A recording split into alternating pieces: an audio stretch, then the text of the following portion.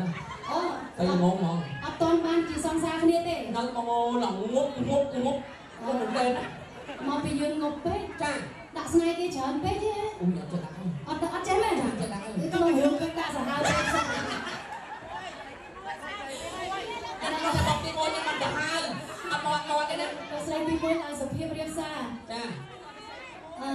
គេស្ដាប់តែធေါ်ណាចាស្ដាប់តែធေါ်ណាចាគាត់បាត់ចូលទៅចាបងកុំមើលហើយអានណាព្រះ